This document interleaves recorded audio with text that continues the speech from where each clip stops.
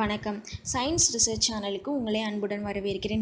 இன்றைக்கி நம்ம சேனலில் பேபிஸ் ஃபார்ம் ஆகிறத பற்றின சில இன்ட்ரெஸ்டிங்கான விஷயத்தை பற்றி தான் பார்க்க போகிறோம். ஒரு பெண்ணோட கருப்பையில் ஒரு சின்ன செல் போன்ற அமைப்பில் தான் குழந்தைகள் உருவாகுது. இது மனித கண்ணுக்கு புலப்படாத மாதிரி ரொம்ப சின்ன சைஸில் இருக்கும். ஒரு கருவில் உள்ள குழந்தையோட நோய் எதிர்ப்பு சக்தி 5வது மாதத்தில் ஸ்டார்ட் ஆகுது. கரு வளரும் காலத்தில் ஒரு வினாடிக்கு 50,000 நியூரான்கள் என்ற விகிதம் மொத்தம் 100 பில்லியன் நியூரான்கள் உருவாகுது. கருவில் வளரும் குழந்தைக்கு தலை தோன்றிய பிறகுதான் அதோட கால் பாதங்கள் தோன்ற ஆரம்பிக்குது. வெர்னிக்ஸ் எனப்படும் சீஸ் போன்ற பொருள் கருவுற்ற 18வது மாதத்துல தோன்றுது. குறிப்பிட்ட 10 மாத காலத்திற்கு முன்னாடியே பிறக்கும் குழந்தைகள்ல இந்த வெர்னிக்ஸ் என்ற பொருள் காணப்படுறது கிடையாது. 16வது வாரத்தில் கருவில் இருக்கும் குழந்தைகள் அமினோட்டிக் ஃப்ளூயிட் என்ற திரவத்தில் செல்களை உதிர்க்க ஆரம்பிக்குது. இதன் மூலமாக குழந்தைகளுக்கு ஏதேனும் குறைபாடு இருக்கா அப்படின்றத மருத்துவர்கள் கண்டறிய முடியும். கருவில் இருக்கும் குழந்தைகள் பெரும்பாலும் தூங்கி கொண்டே தான் இருக்கும்.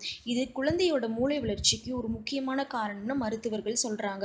பிறக்கும் குழந்தையோட எடை முழுவதும் தாயின் ஜீனை பொறுத்து தான் இருக்கும். குழந்தையோட எடைக்கும் தந்தையோட மரபுக்கும் எந்த விதமான சம்பந்தமுமே இருக்காது.